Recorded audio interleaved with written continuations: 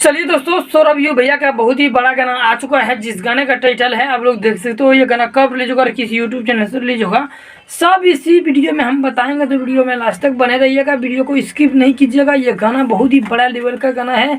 ये गाना जो है दोस्तों सौरभ यू भैया का, ये किस यूट्यूब चैनल से रिलीज होगा, सब कुछ इस वीडियो में डिटेल में समझाएंगे। ये गाना सुनने के बाद दोस्तों आंखों में आंसू, शरीर का रोया खड़ा हो जाएगा। मतलब बहुत ही अच्छा लगेगा, पसंद आएगा, दिल में बस जाएगा इस गाने को सुनने के बाद। ये गाना जो है सौरभ यू अपने ही आवाज़ में गाया गया है और ये दर्दनाक सैड सॉन्ग है गाना दोस्तों।